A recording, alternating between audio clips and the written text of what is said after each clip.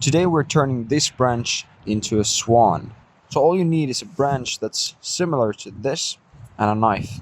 And the first step of the process is we're going to carve this branch off, but we're going to leave about that much on here. You could also very well do this just with a saw. So the way this is going to work is that the bottom is going to be here, and then we're going to use this area to create a nicely bending neck over here.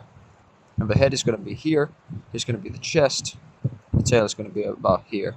So right now we can make this flat, just a few rough cuts.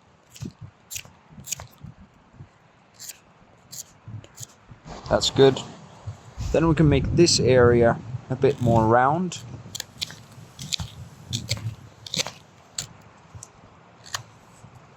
At the same time, we can remove the bark off of the branch. Next, we're going to create as smooth of a curve over here as possible. So the neck is going to be curved, it's not going to be angled. So that's what we're going to do next. Just a few sweeping cuts like this, and you can already see that it starts to look a lot nicer.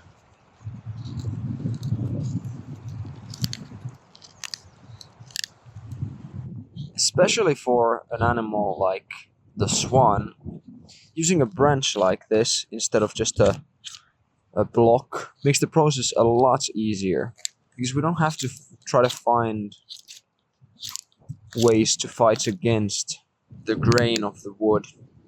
Instead, almost all of these cuts are very smooth and clean with barely any effort. And the structural integrity of the neck is going to be much stronger using this method.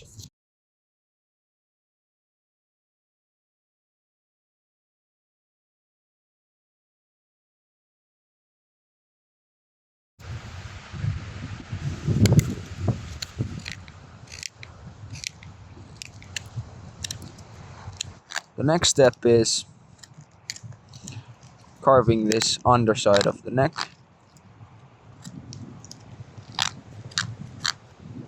So there's going to be a V cut over here. That's good enough for now.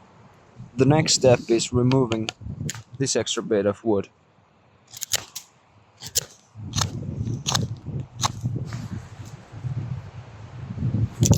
Now before I'll start slimming the neck, it makes sense to carve the head first, because then there's less risk of breaking this neck.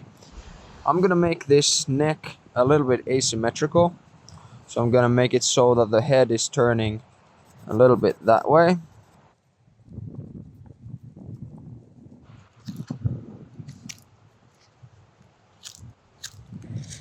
Just making the beak pointy and slightly curved like that. The head itself is going to be just smooth, kind of roundish, slightly thicker than what the neck is going to be. Okay, now that the head is pretty good, we can slim down the neck a little bit more. Let's start that from the back, because this is going to be the most demanding part. So we're going to do this. Okay, and this also shows me that I still need to cut a little bit more wood away from here. I'm gonna make the curvature a little bit steeper.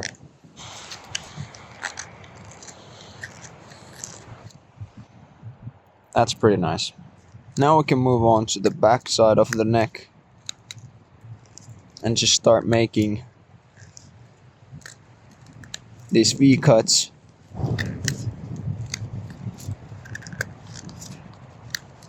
The key thing here is to try to follow this curvature and recreate it on this side. So this V cut is not only on the back side here, but it goes around here to where the neck is going to start. We can continue with some V-cuts. This is where the tail is going to be. And we can slim down the sides a little bit so that this area is going to be a little bit more pointy. Then over here on the top, about 1.5 centimeters from the tail, this is where the tips of the wings are going to be.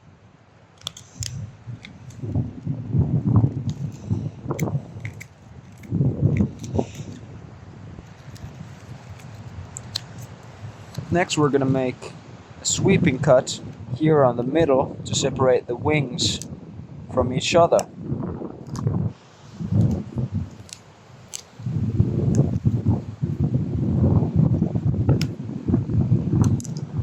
There are two things left before we make the final adjustments, and those two things are the details of the beak and the eyes. We're just going to make like a triangular shape over here. The eye is going to be about there. So over here we're going to make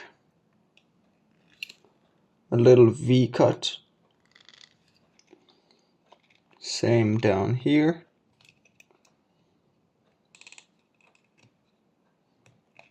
And the same on the other side also.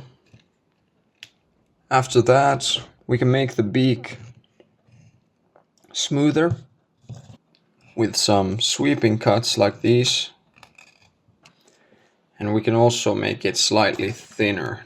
It should be pretty much the same thickness all the way down.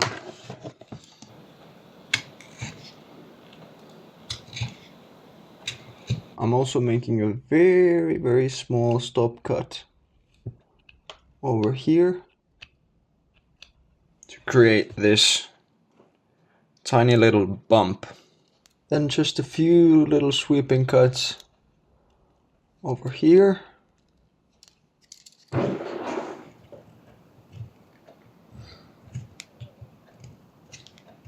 Right now we're at a point where all of the major features have been made, and it's just a matter of cleaning up the shapes a little bit if you want to. And after that, it's time to make the eyes. So now I'm also slimming down the neck just a little bit more, because now it's slightly thicker from here compared to here. And I'm also removing all of the bigger unnecessary angles.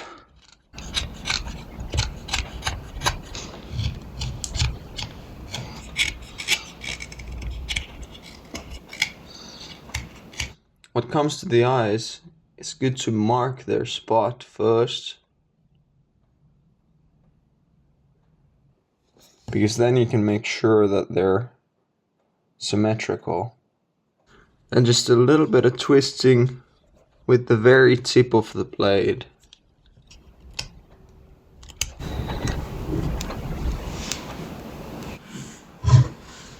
Now the only thing left to do is to remove this excess part of the branch.